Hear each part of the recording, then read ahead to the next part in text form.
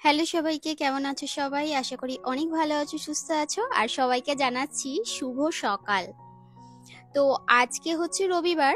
আর এখন কটা বাজে? সকাল ওই ধরো 7টা এরকম বাজে, 6:30 7টা বাজে। তো ঘুম থেকে আমি উঠে গেছি, আর আমার মেয়ে উঠে গেছে, আর আমার কর্তামশাই উঠে গেছে। হ্যাঁ, কর্তামশাই উঠলেও ও বিছানায় থাকে, কারণ মেয়ের বই টই পড়ায় যতক্ষণ আমি ঘরের কাজগুলো করি। তো ততক্ষণ আমি ঘরের কাজগুলো করে নিই।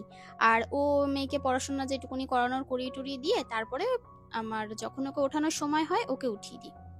তো এই হচ্ছে ব্যাপার। আর সকালবেলা উঠে প্রতিদিন আমি যেহেতু একজন মানে হোম মেকার বলতে পারো, হাউস ওয়াইফ হোম মেকার একই ব্যাপার, তবে হোম মেকার কথাটা শুনতে বেশি ভালো লাগে। যেই জন্য আমাকে সংসারের কাজ তো করতেই হবে। আর আমার ডেলি অ্যাক্টিভিটিস মানে হচ্ছে আমার দৈনন্দিন জীবনের কাজকর্ম। আমি কিভাবে সারাটা দিন থাকি, আমি কিভাবে লাইফস্টাইল কাটাই, সেটাই হচ্ছে আমার ভিডিওতে দেখানো। তো যাই হোক, দেখো বাসনগুলো দিকে মেজে নিচ্ছি। আর এরপরে এক এক করে সংসারের সমস্ত কাজকর্ম শুরু করব। তবে না, কিছু কিছু জিনিস আমি তো তোমাদের সাথে আমার জীবনের অনেকটুকুনি শেয়ার করি, কারণ আমার জীবনের অনেকটুকুনি অংশ জুড়ে তোমরা রয়েছো। আমার ভালো মুহূর্ত খারাপ মুহূর্ত সবটাই তোমাদের সাথে শেয়ার করি। তবে হ্যাঁ, আমার জীবনের কষ্ট দুঃখগুলো সবই তোমরা জানো, তবে অনেক কষ্ট দুঃখ হয়তো আরো টুকটাক থাকে যেগুলো সবসময় তোমাদের শেয়ার করা হয় না। সেগুলো আমাদের প্রত্যেকের জীবনেই আছে। তো আমরা যদি ভিডিও দেখতে দেখতে দেখতে সবসময় যদি আমাদের কষ্ট দুঃখের কথাগুলোই বলে ফেলি, তাহলে আমার ভিডিও থেকে তোমরা শিখবে কি? হ্যাঁ, তবে অনেকেই বলবে যে তোমার ভিডিও থেকে শেখার আছে কি। আমি তাদেরকে একটাই কথা বলি, যে মানুষগুলো আমাকে কমেন্ট করে, আমার কথার থেকে তাদের কমেন্টগুলো একটু দেখে এসো, কি শেখা যায় তাদের কথার থেকে তোমরা বুঝতে পারবে, বা তাদের সুন্দর কমেন্টটা যখন পড়বে তখনই বুঝতে পারবে তারা কণিকার ভিডিও থেকে কি শেখে। আহ, তো এটা আমার আর বলার অপেক্ষা করে না, ঠিক আছে? এটাই বলবো। তবে হ্যাঁ, কথাটা নেগেটিভ ভাবে নিও না। কিছু মানুষের এটা বক্তব্য যে তোমার ভিডিও থেকে শেখার আছে কি, ওই তো বাসন মাজা, হাতা খুন্তি এইসবই দেখাও। তো এর থেকে আমার আর কিছু বলার নেই, এটুকুনি বললাম। আর আজকে না একটু রান্নাঘরটা টিপটপ করে ক্লিন করব, কারণ জানোই তো মাসি আসবে। তো এমনিতেও করার দরকারই ছিল, মাঝে মাঝেই সবসময় করি, তবে ওয়ালগুলো মাঝে মাঝে একটু মুছতে হয়। সেটা এক একদিন এক একটা ওয়াল মুছি। মানে আমি না এইভাবে করি, একেবারে পারি না। তবে ভাবছি এবার একদিন ধরবো, একেবারে সবকটা ওয়াল পরিষ্কার করব। কারণ এই যে গরম পড়ছে, পুরো গরমটা তো আমাকে মেকআপ দিতে হবে, কাটাতে হবে, তাই না? সেটা করতে গেলে আমাকে তো ওই আগে ভাগে সমস্ত কাজবাজ করে রাখতে হবে গরমের। শীতে তো ঠিক আছে, টুকটাক করা যায় ঘরে বসে, কম্বল চাপা দিয়ে কানে চাপা দিয়ে এসেও জল ঘাটা যায়। কিন্তু গরমকালটা খুব কষ্টকর। তখন মনে হয় কতক্ষণে কাজবাজ সেরে একটু ঘরের মধ্যে গিয়ে বসে থাকবো চুপচাপ, এরকমটাই কিন্তু হয়। আজকে ডিপ ক্লিনিং করছি না, এই যে সাবান গোলা জল নিয়ে এসেছি, এটা দিয়ে একটুখানি কৌটোগুলো মুছে দিচ্ছি। আমি কিন্তু মাঝে মাঝে এইভাবেই করি, আমার মতো কে কে করো আমাকে অবশ্যই জানিও। তবে সব কৌটোর মধ্যে তো এখনো অনেক কিছু রয়েছে, তো সেগুলো আবার ঢালতে হবে, আবার কৌটোগুলো ফাঁকা করতে হবে। ওই জন্য যখন খালি হয় তখন একবার ডিপ ক্লিন করে নিই, মানে কৌটোগুলো পুরো ভালো করে পরিষ্কার করে নিই। তো ওই জন্য এখন আর ভালো করে পরিষ্কার করছি না। তবে হ্যাঁ, যে কথাটা তোমাদের বলতে গিয়ে আমি কথাটা ঘুরে গেল অন্য কথা, সেটা হচ্ছে, জানোই তো আমার পুরো সংসারটা চলে আবার ইনকামের ওপর। তবে এটা কোনো অহংকার নয় বা কিছু নয় যে অহংকার করে কণিকা বলছে, দেমাগ দেখাচ্ছে, সেটা নয়। কিন্তু জানো তো, আজকালকার দিনের বাজারের যে অবস্থা, মানে চারিদিকে কিছু কিনতে গেলে এত দাম সবকিছুর, মানে জামা কাপড় থেকে শুরু করে আসবাবপত্র বলো, সংসারের খরচা বলো, বাজার বলো, মাছ বলো, এত খরচা। আর আমি সবসময় চাই আমি যেটুকু ইনকাম করি সবাইকে খাইয়ে পরিয়ে ভালো রাখতে, সেটাই চেষ্টা করি, দেখোই তো তোমরা। তবে এখন মানে চালানোটা প্রচুর মুশকিল হয়ে যাচ্ছে, কারণ স্বাভাবিক আমার একার ওপর পুরো সংসার, এতগুলো মানুষের খাওয়া দাওয়া। তবে এগুলো কোনো খোটা নয়, কিন্তু আমার এগুলো মাঝে মাঝে তোমাদের বলি আমার নিজের প্রবলেমগুলো। তো সেটা আমার ভীষণ টেনশন হয়, মানে এমন টেনশন হয় রাতে ঘুমাতে পর্যন্ত পারি না, যে কি করে চালাবো এতগুলো পেট, কি করে এতগুলো মানুষকে খাওয়াবো। তারপরে আমার মেয়ে তো রয়েছে, ওর পড়াশোনা রয়েছে, পড়াশোনার খরচ এক্সট্রা রয়েছে, এই যে এত দূর পড়তে যায়। তবে একটা টিচার খুঁজছি, যদি বাড়িতে এসে কেউ পড়িয়ে দিয়ে যায়, কিন্তু বললেই তো হয় না। আর সত্যি কথা বলতে, আমি না যত বছর ধরে এই সংসার জীবনে রয়েছি, আমি বাইরে বেরিয়ে দুদণ্ড কারোর সাথে গল্প করিনি। মানে মেয়ের স্কুলেও নয়, এমন নয় যে মেয়ের স্কুলে যাব 1 ঘন্টা দাঁড়িয়ে কারোর সাথে গল্প করব, তার নাম্বার নেব, তার সাথে ফ্রেন্ডশিপ করব। আমার কোনো বান্ধবীও নেই, বিশ্বাস করো। শুনলে তোমরা হয়তো হাসবে, সবারই বান্ধবী থাকে, মেয়েকে স্কুল দিলে, ছেলেকে স্কুল দিলে। আমার কোনো বান্ধবী নেই। আমি আমার এই ফ্যামিলিটাকে এতটা বেশি প্রায়োরিটি দিয়ে ফেলেছি না, যে আমার বাইরে মনে হয় যে বাইরে লোকের সাথে কথা বলার থেকে আমি আমার ঘরের মানুষকে সময় দেব। এটা হচ্ছে আমার মানে জীবনের লক্ষ্য। লক্ষ্য ঠিকই নয়, এটা আমার মানে একটা কথা আর কি, নিজের আর কি পার্সোনাল চয়েস বলতে পারো। তো সেই জায়গা থেকে আমি সেভাবে কাউকে চিনি না যে কাকে গিয়ে বলবো যে এই তুমি আমার মেয়ের জন্য একটা টিচার খুঁজে দেবে বা কিছু, মানে আমি পাচ্ছি না কাকে বলবো। তো এই যে কারণে আমার হয়ে যাচ্ছে প্রবলেম, আমাকে নিজেকে বেরিয়ে খুঁজতে হবে। এবার কাকে জিজ্ঞাসা করবো রাস্তাঘাটে যে এখানে টিচার আছে সেখানে টিচার আছে, বলা যায়? তো ওই জন্য বুঝে উঠতে পারছি না যে কতদূর কি করব। তবে হ্যাঁ, বাড়িটা শ্যামনগরের দিকে থাকলে আমার অনেক সুবিধা হতো, কারণ অনেকটা ভেতরে তো, আর ওইদিকে অনেক টিচার আছে। তবে এইদিকে এসে না, বাড়িতে এসে পড়াতে চাইবে না, মানে বাড়িতে এসে পড়াতে চায় না, এটাই হচ্ছে ব্যাপার। তবে দেখা যাক কতদূর কি করতে পারি।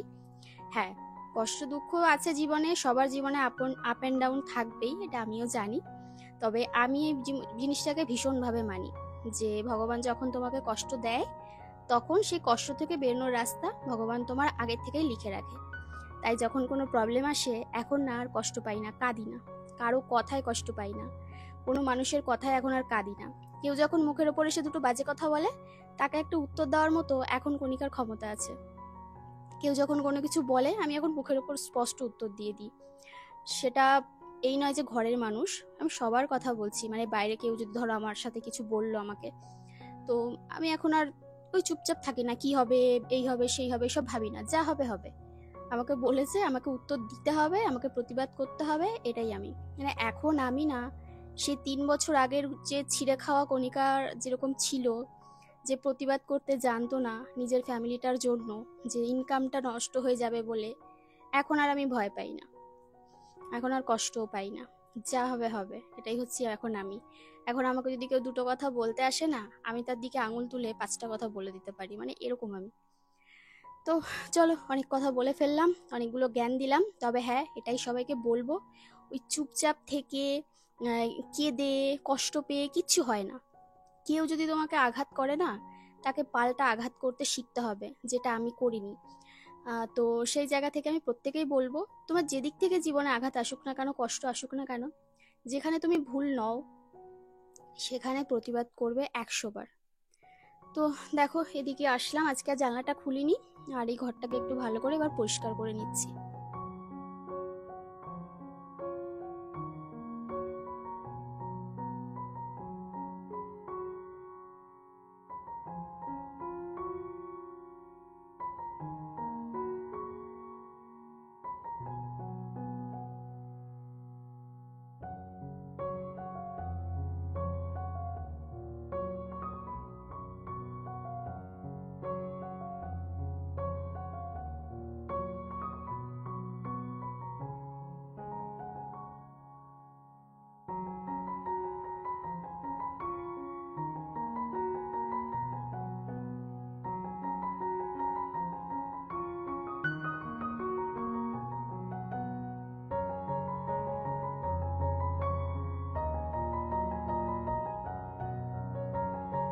আর একজনের অবস্থা দেখবে, দেখো একজন তো শুয়ে রয়েছে, মেয়েকে পড়াচ্ছে, অঙ্ক দিচ্ছে, খাতা মেলাচ্ছে, আর মেয়ে দিকে সেই চাদর মুড়ি দিয়ে বসে রয়েছে।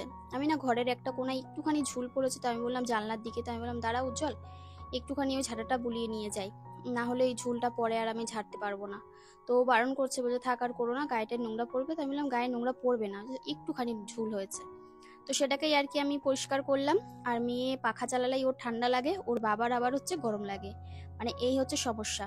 এবার দেখো, আমরা সাধারণ মানুষ, মানে নর্মাল মানুষ, আমরা সহ্য করতে পারি, তবে উজ্জ্বলের পক্ষে সেটা সহ্য করা যায় না, মুশকিল হয়ে যায়। ওই জন্য ওর যেটা পছন্দ হয়, মানে ওর শরীরে যেটা নেয়, আমরা প্রত্যেকেই সেইভাবেই চলার চেষ্টা করি। ওর ঠান্ডা লাগলে পাখা বন্ধ করে দিই, সেটা যতই গরম লাগুক না কেন আমাদের। আবার ওর যখন ঠান্ডা লাগে, তখন কিন্তু কি বলে, মানে ওর যখন গরম লাগে, তখন কিন্তু আমাদের যদি ঠান্ডা লাগে, আমরা কিন্তু কাঁথা গায়ে দিয়ে দিই। এটা হচ্ছে ব্যাপার, মানে উল্টোটা উল্টোটা হয় সব সময়। তো এদিকে মেয়ে পড়াশোনা করছে, আমি ঘরটা মুছে নিলাম। আর আরেকজন সকালবেলা উঠেই আগে টেবিলের তলাটা দখল করবে। আমি যদি বলি একটু ওঠ, এই জায়গাটা ঝাড় দেবো, সে কিছুতেই উঠবে না। মানে ওটা হচ্ছে ওর স্থান। আর যখন ঝাড় দিতে দিতে আস্তে আস্তে সিঁড়ির দিকে যাব, তখন আমার সাথে সাথে যাবে সিঁড়ির ওপরে। মানে ও না কি একটা দেখে জানো তো, আমার মনে হয় মাঝে মাঝে উজ্জ্বল বলে ও তোমার ঘর মোছা দেখে আর পাহারা দেয় তুমি ঠিকঠাক করে ঘর মুছছো কিনা। আবার মাঝে মাঝে পেস্তাকে বলে, পেস্তা ওই দেখ তোর মা ফাঁকি দিচ্ছে, বল ওই জায়গাটা ভালো করে মুছতে। ও আবার মাথা ঘুরিয়ে ঘুরিয়ে এপাশ ওপাশ করে দেখবে, জানো না কি অবস্থা। আর আমি হেসে মরে যাই। তো যাক, এদের নিয়ে বেশ ভালোই আছি, ভালোই দিন কাটছে। ভগবানকে বলি জীবনের শেষ দিনগুলো যেন, শেষ দিন পর্যন্ত আর কি, প্রত্যেকটা দিন যেন এইভাবেই সবাইকে নিয়ে হাসি খুশিতে থাকতে পারি। কারণ মুখ থেকে যেদিন হাসিটা চলে যাবে না, সেদিন হয়তো আমি থাকবো না। তো এই হচ্ছে ব্যাপার। তবুও বলবো যে আমি যে মেয়েটা পুরো অন্যরকম ছিলাম, সাদামাটা একটা গ্রামের মেয়ে, কিচ্ছু বুঝতো না, কিচ্ছু চিনতো না, মানে যে যা বলতো সেইভাবেই চলতো, সেটাকেই সঠিক মনে করতো, কোনো বিচার বিবেচনা করতো না নিজের থেকে, নিজের কোনো আলাদা করে বুদ্ধি ছিল না। তবে সেইখান থেকে আজকে যে নিজেকে এতটা চেঞ্জ করতে পারবো আমি নিজেও জানতাম না। তবে আজকে আমি অনেক চেঞ্জ হয়েছি। অবশ্যই তার জন্য তোমরাও আছো, তোমরা আমাকে প্রচুর শিখিয়েছো। তবে একটা কথা বলবো, কিছু কিছু মানুষ বলে যে অশিক্ষিত, ও তো অশিক্ষিত, পেটে শিক্ষা নেই। একটা কথা বলি, বাবা গরিব হতে পারে, কিন্তু যেটুকুনি শিক্ষা পেটে আছে ভগবানের আশীর্বাদে অনেকটাই আছে। আর শুধু একটা পুঁথিগত শিক্ষায় মানুষের কিন্তু শিক্ষা নয়, মানুষকে সম্মান জানাতে হবে। তুমি যদি ভালো হও না, তোমার পেটে যদি ভালো শিক্ষা থাকে, বাবা মার থেকে ভালো শিক্ষা পেয়ে থাকো, তাহলে অন্য মানুষকে তুমি কখনো খারাপ কথা বলতে দুবার ভাববে, তার আগে তার কষ্টটা ফিল করবে। যে যারা মানুষকে খারাপ কথা বলে, মানুষের সাথে খারাপ ব্যবহার করে, তাদের আমার মনে হয় তারা যতই পড়াশোনা করুক না কেন, তারা আসলে শিক্ষিত হতে পারেনি আজ অব্দি। এই যে তোমরা অশিক্ষিত বলো, কিছু কিছু সময় অনেক মানুষ আমাকে অনেক বাজে কথা বলেছে, আমি মনে করি না তারা কোনো অংশে শিক্ষিত। তাদের মতো অশিক্ষিত হয়তো আর কেউ নেই। তো যাই হোক, যেটুকুনি শিক্ষা বাবা মার থেকে পেয়েছি, সমাজ থেকে পেয়েছি, মানুষের থেকে পেয়েছি, নিজের থেকে পেয়েছি, আমার এইটুকুনি শিক্ষা হলেই জীবন কেটে যাবে, তাই না? আর এর থেকে বেশি শিক্ষার দরকার নেই। যার যার শিক্ষা তার কাছেই রাখো। যে মানুষগুলো আমাকে এই কমেন্ট করো তাদেরকে বলছি, যার যার শিক্ষা তাদের কাছে রাখো, আর যদি পারো আরো বেশি শিক্ষিত হও। তো চলো, আজকে কিছু কথা বললাম কারণ কিছু কারণ আছে এর পেছনে। আর এই এই ধরনের কথা আমি খুব বেশি বলি না, তবে কিছু কিছু ক্ষেত্রে কিছু কিছু জিনিস খারাপ লাগে, তখন আমি বাধ্য হই বলতে। তবে স্পষ্ট কথা বলাটাই ভালো আমার মনে হয়। তবে সব সময় না, সেটা মানে প্রয়োজন বুঝে, যখন যেভাবে প্রয়োজন তোমাকে, তখন তোমাকে সেইভাবে নামতে হবে। তো দেখো, ওই যে সকালবেলা লঙ্কা আনা হয়েছিল, সকালবেলা নয়, তোমার আগামীকাল লঙ্কা এনেছিল। ওই যে শীতলা পুজো ছিল আমাদের এখানে, কিন্তু শীতলা পুজোর দিন আমি না একটু ভিডিও করতে পারিনি, ভেবেছিলাম গিয়ে পুজো দেবো শাড়ি পরে। তবে এত এনার্জি আমার মানে লস হয়ে গেছিলো, এনার্জি একদম ছিল না, আমি যেতেই পারিনি। তো সন্দেশ এনে দিয়েছিলাম, আমার শাশুড়ি মা গিয়ে দিয়ে এসেছিল সন্দেশটা। প্রত্যেক বছরই দিই, তবে এবছর আর যাওয়া হয়নি, দেওয়া হয়নি। আর প্রত্যেক বছর দিতে না পারলেও সন্দেশটা কিনে দিয়ে আসি মায়ের মন্দিরে। তবে এটা আমাদের পাড়ার খুব বড় একটা পুজো, প্রত্যেকটা বউ মেয়ে সবাই এই পুজোটা আর কি সেলিব্রেট করে আর কি। তো আজকে হচ্ছে শীতলা পুজোর পরের দিন, আর আজকে শুনছি আমাদের এই পাশের মাঠে তোমার ফাংশন হবে। তো কোয়েল বলছে, মেয়ে বলছে, মা যাবে? আমি বললাম না, যাবো না, এখন আর ভালো লাগে না জানো তো। আর তাও যাবো ভেবেছিলাম। আমি উজ্জ্বলকে বললাম, কি গো তুমি চলো না, হুইল চেয়ারে বসে একটুখানি মাঠে দুজনে মিলে গান শুনবো। তো বলছিল জি বাংলা থেকে কেউ একজন আসবে। তো আমি বললাম ভালো কথা। আমি এবার উজ্জ্বলকে বলছিলাম যে ঠিক আছে, যাবো, গিয়ে দেখি কে চিনতে পারি কিনা, এই সমস্ত বলছিলাম। তো বললো হ্যাঁ তুমি আবার একটুখানি হাত হ্যান্ডশেক করে এসো। তো আমি বললাম হ্যাঁ ঠিক বলেছো। তো আমি বললাম তুমিও চলো। বলছি কি না আমি যাব না। ও যেই বললো যাবো না, আমারও যাওয়ার ইচ্ছাটা মরে গেছে। আমি বললাম তাহলে আমিও যাব না।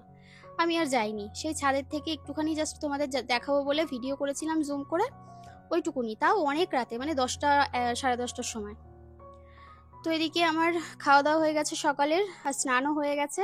একটা সিঁদুরের টিপ পরে নিলাম, কারণ আজকে না টিপটা খুঁজে পাচ্ছিলাম না, মানে অন্য ঘরে রয়েছে তো, মেকআপের প্রোডাক্টের মধ্যে থাকে, আর এমনি খুব একটা বের করা হয় না, পরাও হয় না। তো এক পাতা বাইরে ছিল, সেটাও ফুরিয়ে গেছে। আর এবার এদিকে আসলাম, পুজোটা দিয়ে দেবো। পুজোটা দিয়ে তারপরে উপরে গিয়ে রান্না বান্না করব।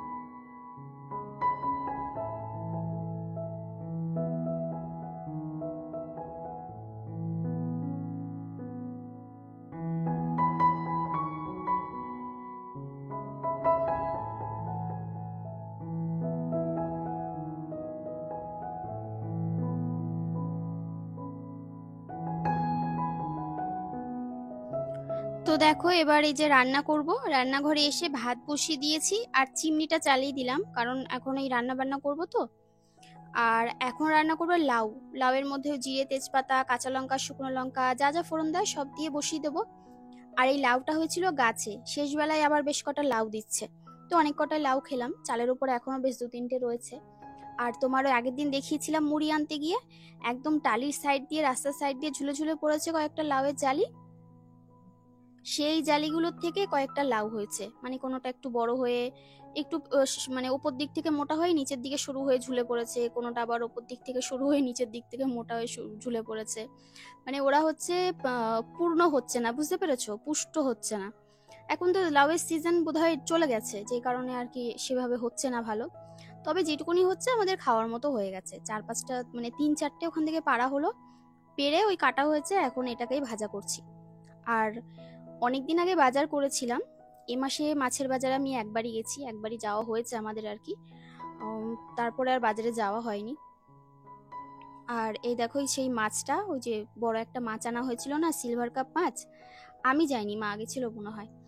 তো যাই হোক, যেই যাক না কেন, এইটা ওই সেই মাছটা খাওয়া হয়নি। আর এই মাসে না মাছ খুব একটা কেউ খেতে চায়নি, ওই ডিম, সয়াবিন, ডাল এগুলো খাওয়া হয়েছে, তারপরে ওই লাউ শাক টাউ শাক খাওয়া হয়েছে, মাছও খাওয়া হয়েছে তবুও। আর ওই টুকটাক আসার পথে, মেয়েকে স্কুল দিয়ে আসার পথে ধরো একটুখানি মাছ পেলাম, নিয়ে আসলাম, সেটা রান্না হলো, মানে এরকম ব্যাপার। ফ্রিজের মাছগুলো ফ্রিজেই থেকে গেছে, তো ওই মাছটাকেই আর কি এখানে নুন হলুদ মাখিয়ে ভালো করে ধুয়ে নিলাম। পেটের নাড়িভুড়ি সব বের করে রেখেছিলাম, গায়ের আঁশও ছাড়িয়ে রেখেছিলাম। তবে ওই আর কি তোমার মানে ভালো করে কাটলে একটু তো নোংরা বেরোয়, সেটাই ধুয়ে নিলাম। আর এবার কড়াইয়ে তেল বসিয়ে দিয়েছি, তো মাছটাকে ঝপ করে ভেজে না মশলা তোমার করে নেব। আর মশলা ভাবছি আজকে বাটাবুটি করব না, কারণ অলরেডি বেজে গেছে 1 ঘন্টার মধ্যে রান্না করতে হবে। 1টার বেশি বাজে, তাড়াতাড়ি করে রান্না না করলে 2টোর মধ্যে সবাই খাওয়া দাওয়া করবে, তারপরে ওদের খাওয়াতে খাওয়াতে আমার 3টে বেজে যায়। আমার আবার এডিট থাকে, আমি 4টে 4:30টার মধ্যে এডিট রেডি করতে না পারলে না আমার খুব প্রবলেম হয়ে যায় ভিডিও দিতে। তো ওদিকে লাউয়ের তরকারি হয়ে গেছে, একদম মাখা মাখা করে নামিয়ে নিলাম। আর এদিকে দেখো পেঁয়াজ, কাঁচা লঙ্কা আর হচ্ছে টমেটো, এটা দিয়ে ওই কুচি নিয়েছিলাম তোমার গ্রেটারে। আর এবার মাছের ঝোলটা ভালো করে কষিয়ে করে নিয়েছি। আর এর মধ্যে কিন্তু লঙ্কার গুঁড়ো দিইনি। তো চলো খাওয়াটা সেরে নিই এবার।